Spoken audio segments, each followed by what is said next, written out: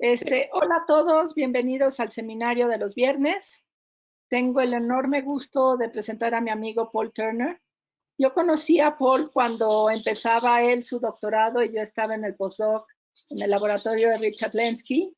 Y de alguna manera Paul, con su encanto, logró que yo, que era postdoc, acabara siendo su técnico. No sé cómo le hizo, pero así ha sido la vida de Paul. Paul siempre se las organiza. Y es por eso que tiene un extraordinario CV. Él trabaja en la Universidad de Yale, donde es un Rachel Carson Professor of Ecology and Evolutionary Biology. Recuerden que Rachel Carson es la de Silent Spring y es una persona sumamente importante en el ecologismo mundial. Él estudió en la Universidad de Rochester, biología, y luego entró con Richard Lenski a hacer el doctorado, que lo hizo en dos fases, primero cuando estábamos en Irvine, en California, y luego cuando se mudó Rich, y en realidad yo me volví la jefa del laboratorio a Michigan State, y ahí terminó su doctorado en 95.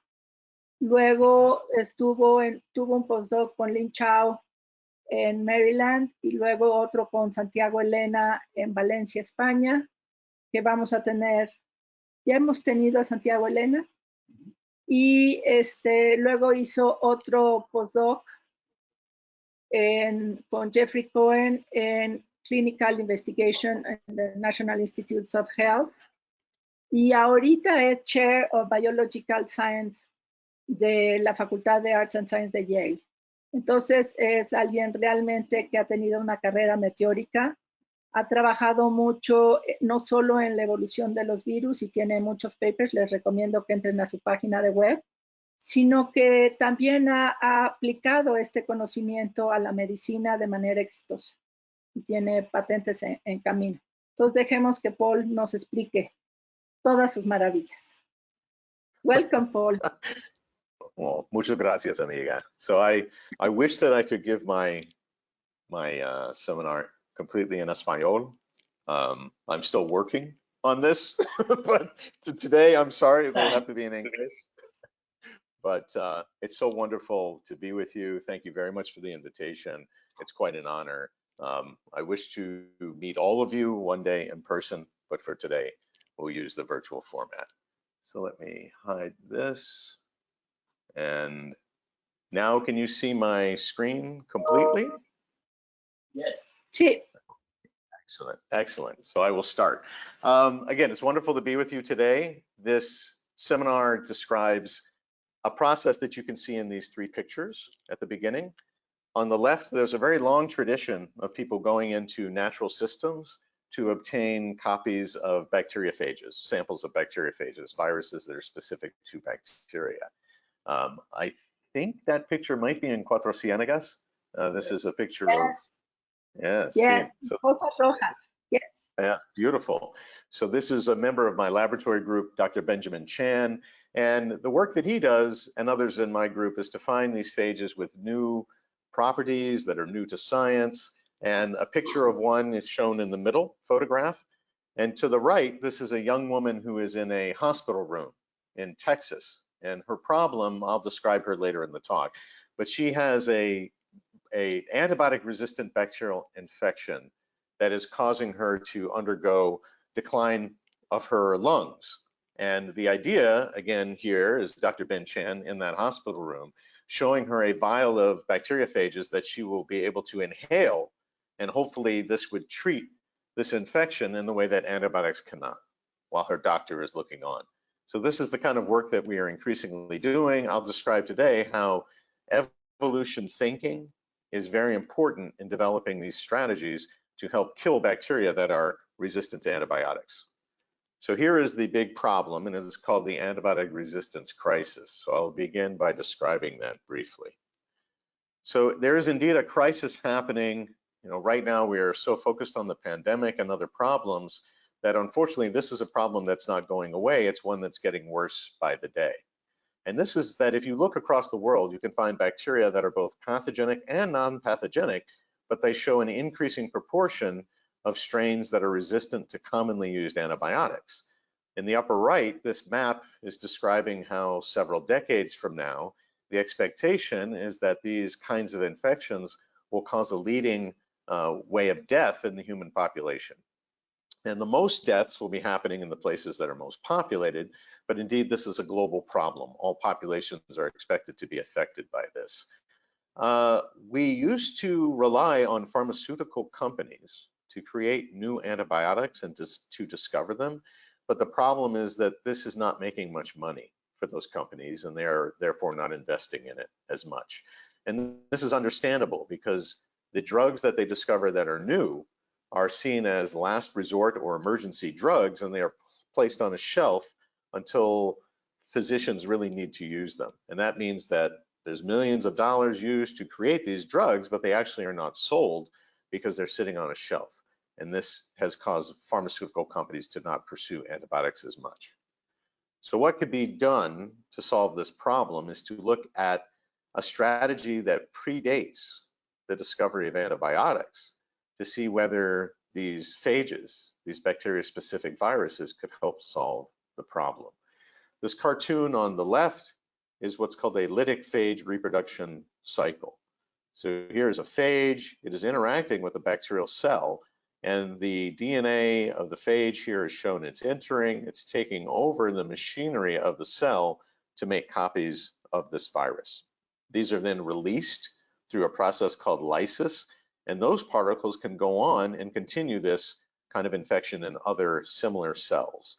So this was long ago seen as an interesting way to kill bacteria, even before the discovery of antibiotics. So one of the first discoverers of phages, Felix Durrell, shown here, he used this experimentally in animals and in people in the early 1900s to see whether this could help kill bacterial infections. He also helped found an institute that is still operating in the country of Georgia, in the city of Tbilisi. So that used to be part of Russia, but now it's an independent country, and this Eliava Institute is still operating to develop phage therapy. So the whole idea here is that can you use a virus to solve a problem that antibiotic drugs are not solving anymore? There are some immediate benefits to using phages. One is that they can be very specific to the bacteria that you're trying to kill. So if you want to have a drug that is specific to its target, phages should be able to provide that. They are also able to self-amplify. So that's very, very beneficial. If you have a drug that makes copies of itself, you can minimally dose a patient and then you rely on the drug to make copies of itself to do more work. But there are also costs of phage therapy. One is that if it's too specific, it gives you too limited of a killing spectrum, and that's not good. For example, the extreme would be if I had to find a different phage to kill a different genotype of the same bacterial pathogen for each person.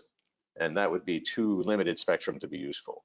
Delivering to the infection site could be easy or difficult, depending if it's the bladder that's infected or the lungs or the intestine, etc.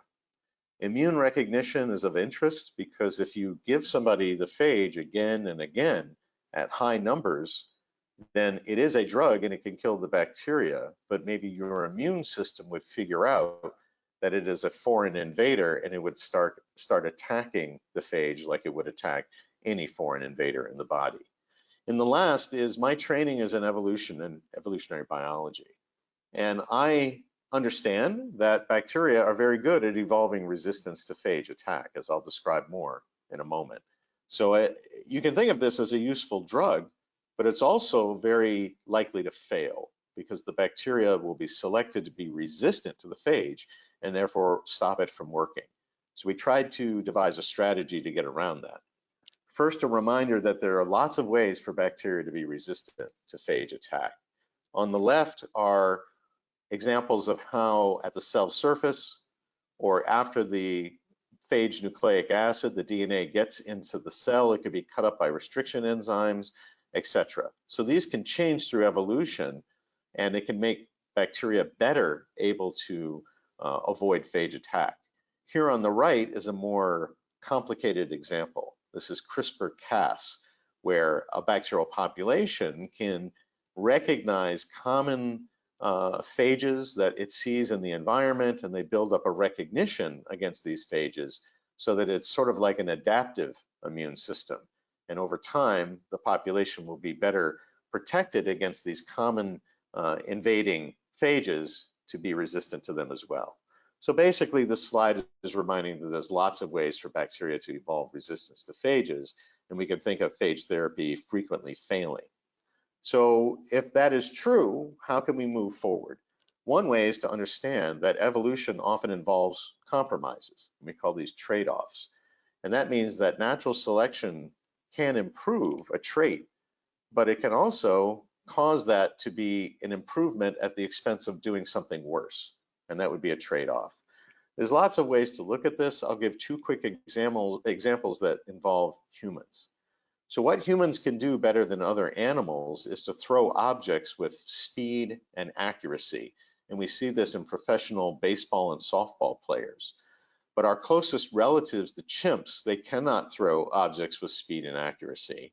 They have a very different upper body musculature. And for example, they can hang from a single tree branch for an extended period of time with very little effort. And humans cannot do that. So here you have two close relatives as species, but they are evolved to do different functional work in their environments, and this causes them to have sort of a trade-off in traits across species. But if you just look at humans, the fact that humans are the only great ape that walks around on two legs all of the time, and that frees up our hands to do work.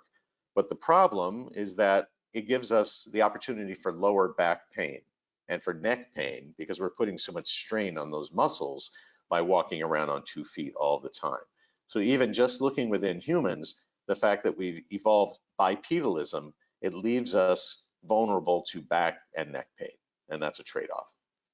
So how does this relate to phage therapy? What we wanted to do was take the idea of trade-offs and build it in to phage therapy to see if we could have better strategies to find phages that would work. So let's begin with this cartoon example from a review paper that we wrote. This oval is a bacterial cell, and imagine that we find in nature this phage in red, and we determine that it is able to interact with these protein complexes that you see around the cell here in red and orange.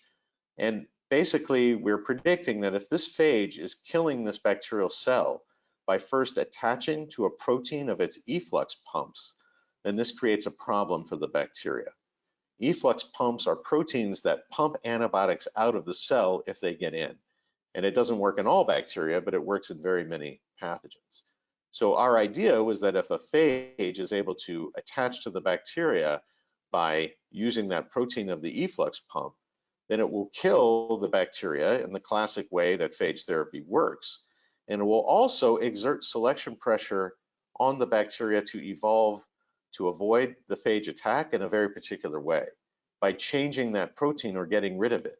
And if that happens, then it should cause the bacteria that are antibiotic resistant to survive phage attack because they are mutants that are now more prone to be antibiotic sensitive.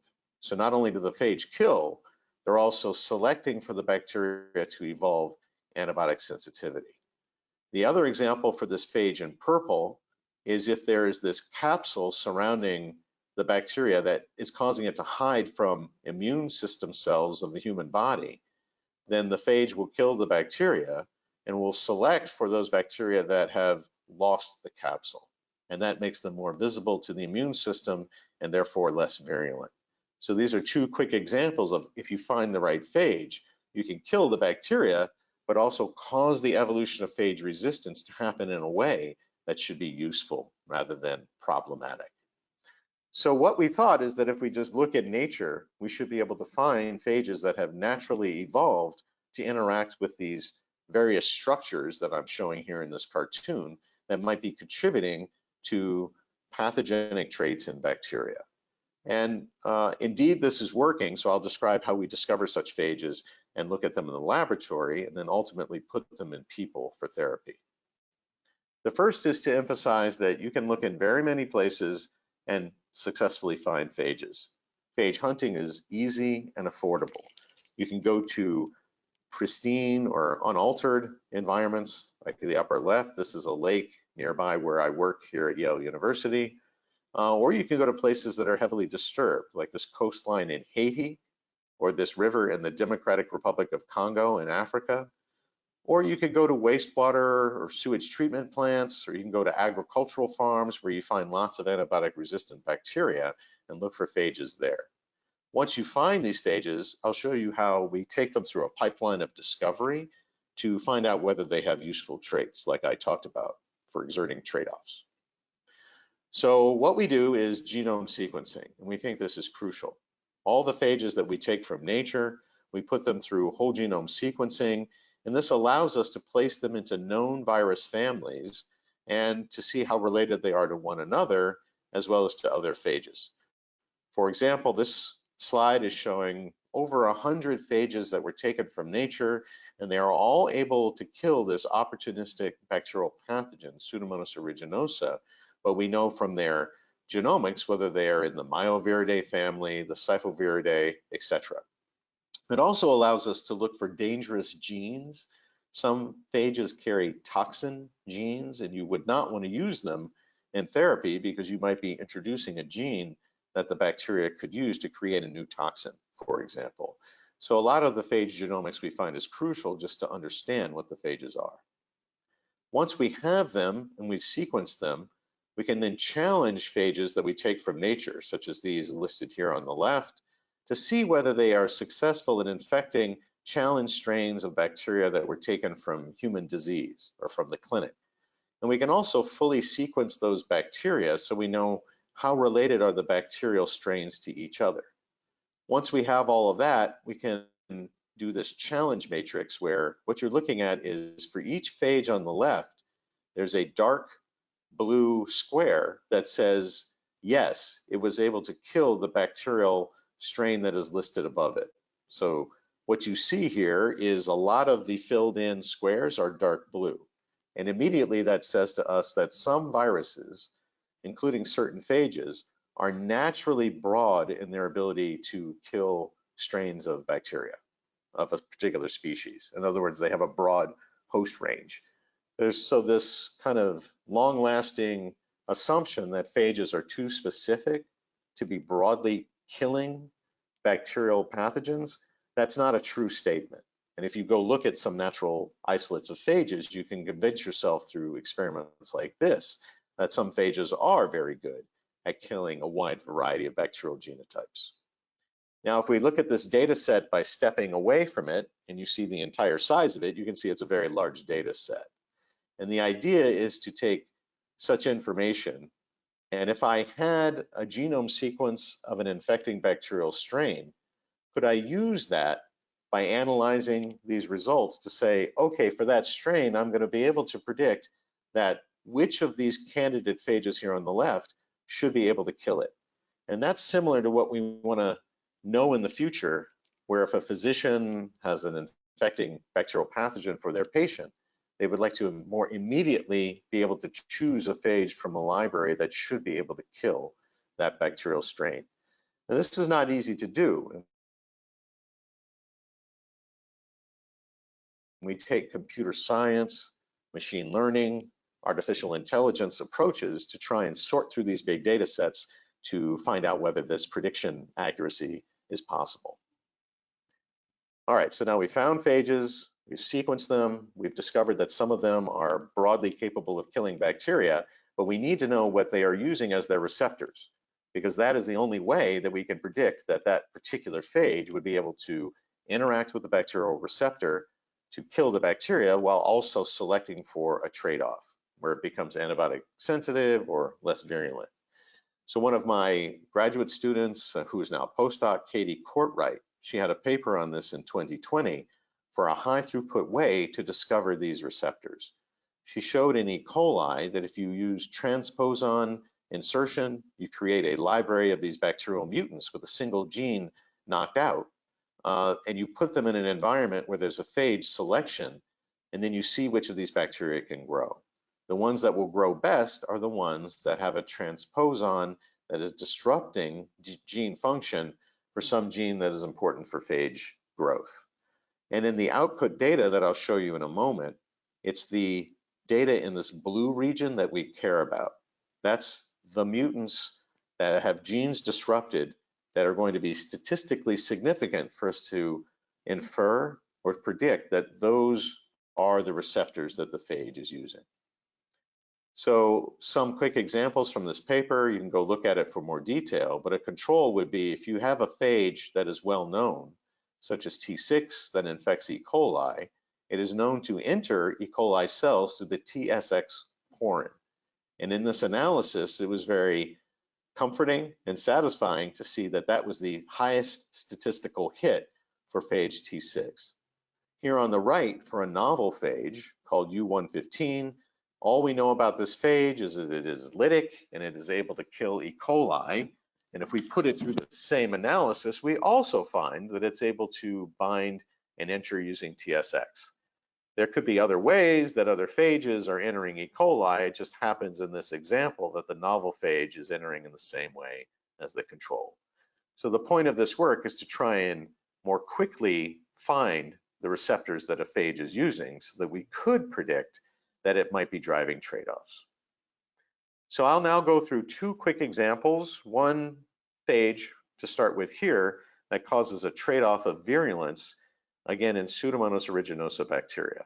So this phage we abbreviated as TIVP-H6.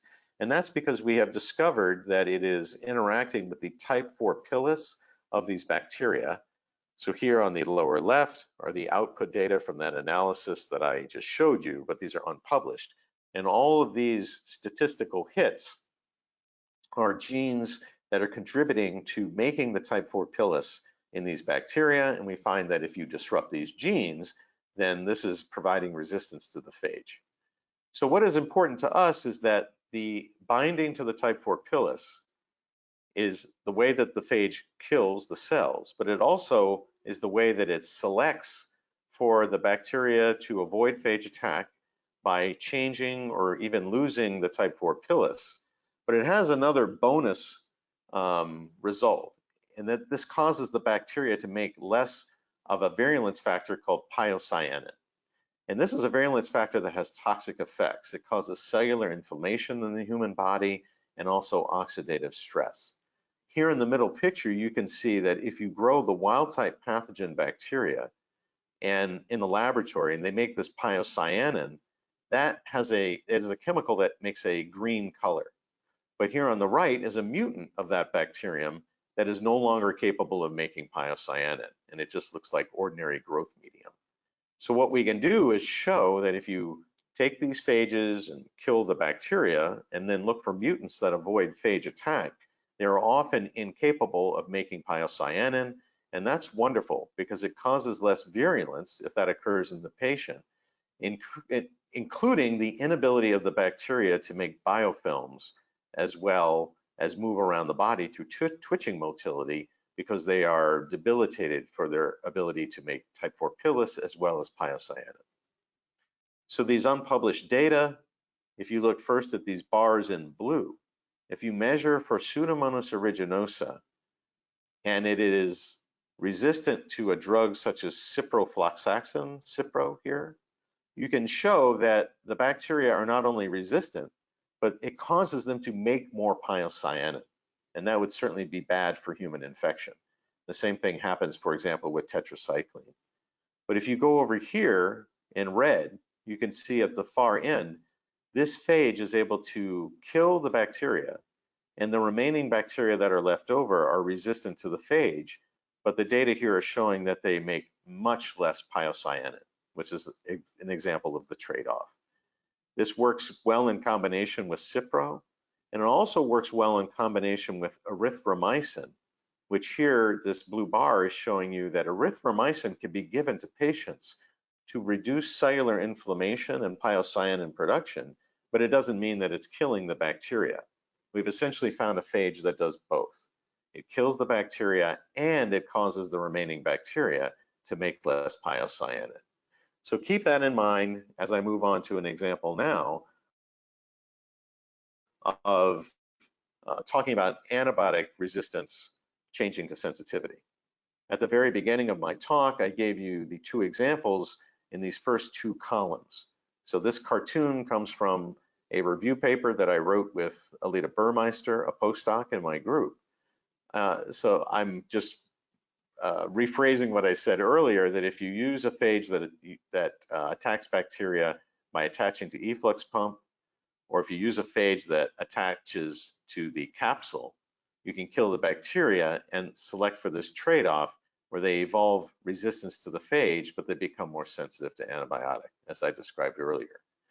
The third example would be if you use a phage that is interacting with the LPS, or the lipopolysaccharide, which is very abundant around the cell.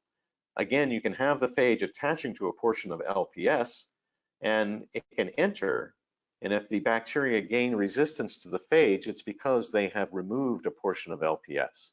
And it turns out that that can make it easier for the antibiotics to get in. And again, you can find this antibiotic sensitivity.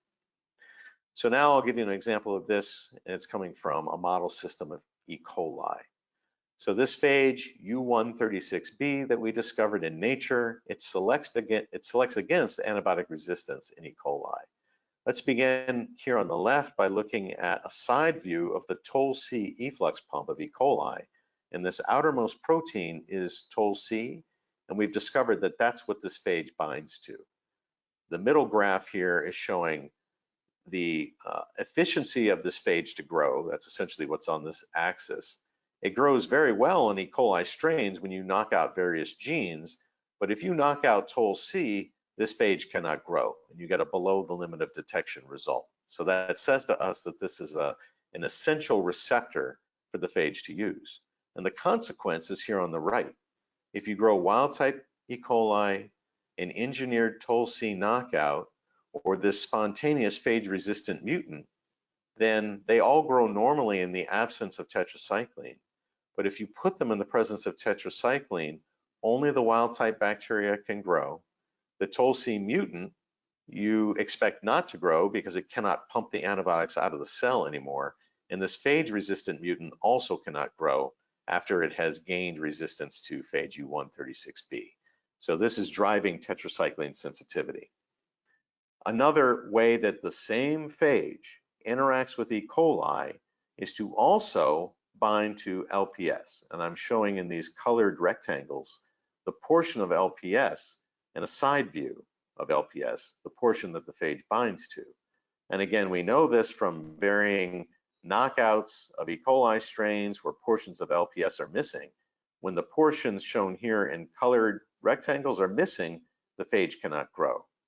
The consequence here to the right is if the E. coli change their LPS and not their Toll-C, they can still avoid phage attack, but they have another problem. Now they've changed LPS to avoid phage attack, and they've suddenly become sensitive to a different drug called colistin. So we have two separate ways that one phage can drive a trade-off in E. coli, either by causing the bacteria to mutate Toll-C or to mutate LPS, but in both examples, they have become more sensitive to an antibiotic. So a bit more on this, and it is part of a published paper from last year, so I'll go through it a little quickly. We did a classic fluctuation experiment where we obtained 20 phage-resistant mutants of the E. coli. 6 of them had changed Toll-C, 14 of them had mutations in LPS, so they were all resistant to the phage. But those mutations perfectly predicted the trade-off consequences when phage resistance occurred. So here on the left, if you look at the ancestral level of resistance to tetracycline, all 6 of those efflux pump mutants have lowered ability to grow in the presence of tetracycline. Here on the right, all 14 of the LPS mutants have lower ability to grow in the presence of colistin compared to the ancestral bacteria. But I want you to look closely at this bar on the left-hand graph. This says that some of the mutants that had LPS mutations are actually able to grow better in the presence of tetracycline than the wild type bacteria. That's called a trade up. They've gained the ability to grow in one environment similar to the change that they've undergone with LPS. So one could say, oh, that's kind of a problem. until you look at the interaction between these two types of mutations and what it does to the growth of the bacteria. And basically what we've seen is that if they mutate LPS in this way to gain resistance to the phage, and they're sensitive to colistin, but they're better at growing in the presence of tetracycline, it's actually that they grow in a trade-off between tetracycline resistance and colistin resistance.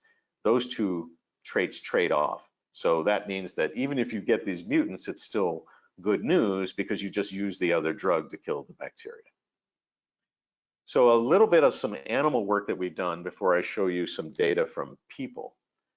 The kind of mouse experiments that somebody would do to prove whether this phage that you discover could be used in a person is something like this. You could take a mouse model that is immune deficient and is unable to withstand the effects of a deadly pneumonia caused by a bacterium.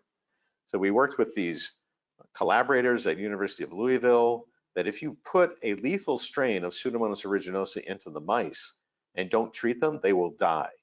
If you give them a very high dose of an antibiotic, you can rescue the mice.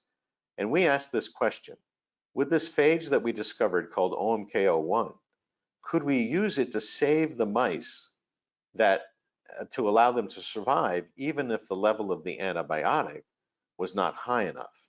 In other words, could we get a synergy between the antibiotic and the phage inside of the mice, similar to the synergy that we saw in the laboratory? And the answer is yes in this unpublished data set. Here on the left, this is a control showing that if you infect the mice with these bacteria and you don't treat them, the blue line is showing that they all die by 28 hours. If you give them enough meropenem to rescue them, all of them survive out to 172 hours. But if you step away from that high dose of meropenem, you do get some mice dying.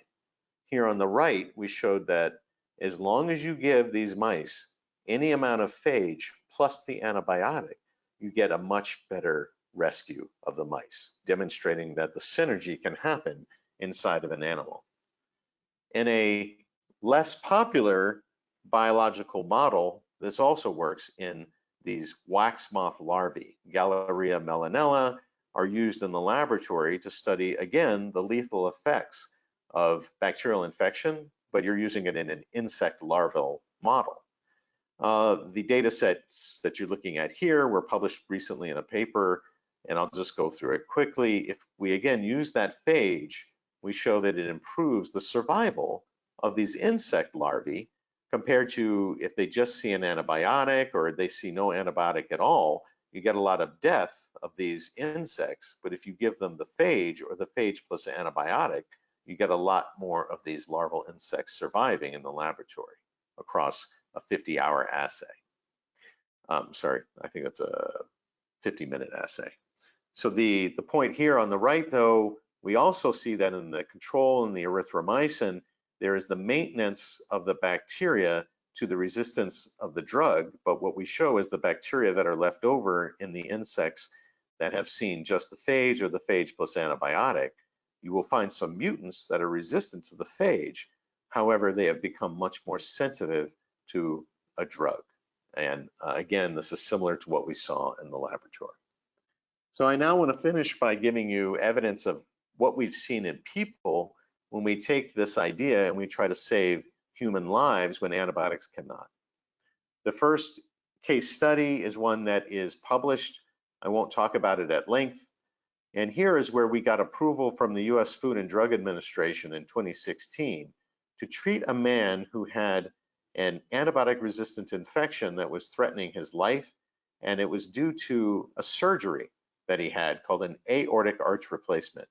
There's a pretty popular surgery that some people have to go through to put an artificial portion of their heart in to save their lives. But the problem is that substrate can be a good one for these bacteria to come in and form a long-lasting chronic infection. By the time that this was discovered in this man, it had actually eaten away part of his sternum. The infection was that bad and it was resistant to antibiotics. He was considered to be too old to go through the surgery again. and there were no antibiotics that were working, so he volunteered to undergo emergency experimental therapy with this phage plus an antibiotic to see whether we could get the synergy. And this worked. You can read about his case in this paper from 2018, but here we are in the office of this man after he had been able to survive this emergency therapy and go back to work as an ophthalmologist here in the city of New Haven. So this was talked about a lot online and also in social media and on TV and radio. And magazine articles like this one are asking, in this emergency case and others, is it possible that phage therapy has become popular enough in Western countries so that it is here to stay? Now, I want to say a little bit about this magazine article. It was very nice to read it, but it didn't talk very much about how phage therapy has always been used and continually used in places like Russia and Poland. So it's more about, is phage therapy going to be globally accepted enough that it will be here to stay? So we don't know yet, but let me show you one more case. This is the young woman whose picture I showed you in the hospital room at the beginning. So in her case, again, we're using phage therapy against pan-drug resistant Pseudomonas aeruginosa. This young woman was undergoing lung failure or pulmonary failure. She's only 22 years old by the time that we were treating her, and she has CF, which stands for cystic fibrosis. So she has a genetic disease that causes her lungs to overproduce liquid and for the airways to be widened. And this is easier for bacteria, especially Pseudomonas aeruginosa, to come in and cause a chronic infection. And the problem is those bacteria are increasingly resistant to antibiotics, so these kinds of infections are more life-threatening than they had been in the past. Some details of her case are shown to the left. She had very poor lung function, and that's measured by FEV1, the amount of air she can force out of her lungs in 1 second. She had poor exercise performance. She had very high levels of bacterial pathogens in her mucus or her sputum that she can cough up from her lungs. And worse yet, you can see here all these antibiotics that could be used to treat that infection. She was showing pan-drug resistance to all of them. So her history over the course of many years, if one is measuring FEV1, you see this continual decline, and this is indicating she's undergoing lung failure. She came to our attention, she asked for phage therapy treatment, we administered it, and immediately her lung function improved. And this happened because she was inhaling phages that traveled to her lungs to try and kill the bacteria that the drugs would not. And we did this over the course of 9 days, and we continued to track her performance, and it continued to improve.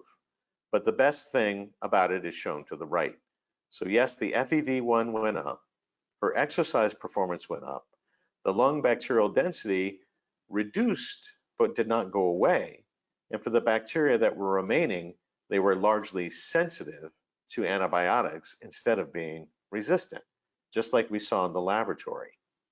So for now, she is perfectly fine. She's living in Texas, and she avoided having a lung transplant. And the future looks good for her because if these bacteria start to grow and cause her a problem, we've changed her bacterial community such that it is largely sensitive to antibiotics. So we've helped a lot of people with similar problems, over 20 chronic infections, most of them of the lungs. We've treated people with no safety problems. A lot of them have this cystic fibrosis disease, but some do not. Some have syndromes that make them vulnerable to these bacterial infections because they have bronchiectasis, or they have what's called chronic obstructive pulmonary disease, and they would have similar problems as a CF patient. But this table showing you about 13 of the first 20 people we've treated, most of them had cystic fibrosis, most of them had Pseudomonas aeruginosa that was multi-drug or pan-drug resistant, but in all cases, we helped these individuals either save having their lives saved or to at least avoid lung transplants. How this is working in each patient can be looked at closely if you take samples from the patients before, during, and after therapy. And a reminder that these patients, they can give us what are called sputum samples. They can cough up the mucus from their lungs, and we could look within that mucus or that sputum to find evidence of the bacteria that we're trying to treat or the phages that we're trying to treat. And we can also measure their performance of the patient before and after the therapy. So does their lung function improve after phage therapy? Yes, on average in a statistically significant way. Does the bacterial load that they are experiencing go down? Yes, in a statistically significant way. Here on the lower right, in those people who receive the phage where we are expecting the bacteria to switch to sensitivity, does that happen? Yes, on average it happens. And this last graph is, do we see any evidence of inflammatory molecule reduction? This relates to those patients who are experiencing phages in therapy that are supposed to reduce virulence. So let's look at them a little closer.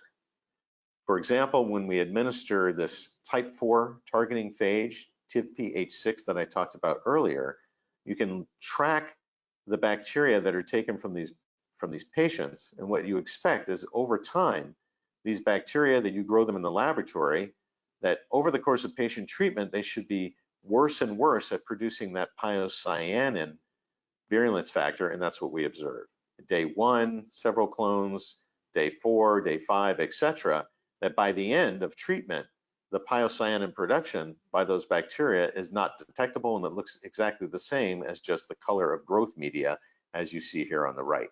So all of this is done in collaboration with our two main physician partners, John and Gail.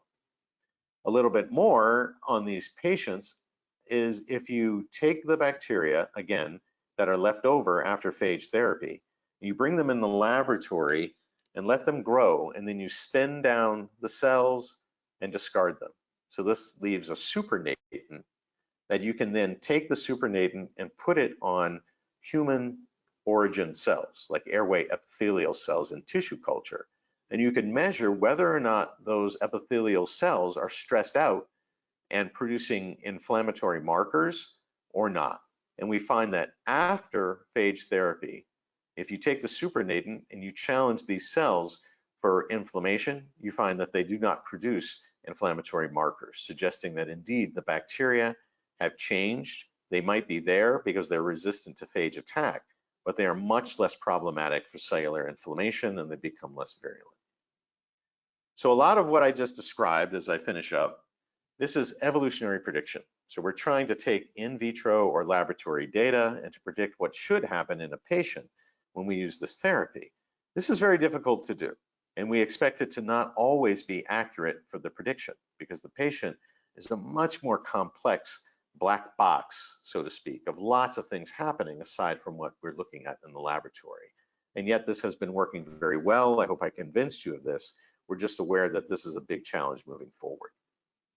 And I want to relate that challenge to what we're going through now with the pandemic, because this is part of my research that I don't have time to talk about today. For a long time, I've been interested in what makes a virus good at emerging on a new host. Why is it that some viruses are good at infecting multiple hosts, including many of these coronaviruses like we're dealing with now, HIV, influenza virus? These are all viruses that we deal with for epidemics and pandemics because they're good at jumping onto new hosts. In other words, that question could be asked, are generalist viruses, those are good at using multiple hosts, are they also more likely to emerge on new hosts in the future? So this is a big part of the work that I've done ever since I was a postdoc with Santiago Elena. And I want to relate this now back to phage therapy because our goal there is to predict which phages have the potential to broadly kill target bacterial hosts. And we're interested in why some phages are good at doing this across multiple bacterial strains, whereas other phages are not. And the question I just showed you about emergence could be thought of in terms of, we want to have generalist phages to do this work, but we're a little fearful that they could emerge easily on microbiome species in your body that are doing you good benefits for health. So we don't want to push too far so that the therapeutic phages start attacking bacteria that should be in your body. And nevertheless, we are trying to move this forward. I have a startup company that I helped co-found. It's Felix Biotechnology. And this graph is showing our pipeline of discovery and preclinical would be using these phages in emergency treatment. And we've done this a lot for Pseudomonas aeruginosa, like I've talked about. I hadn't the time to discuss Staphylococcus aureus, MRSA, and other targets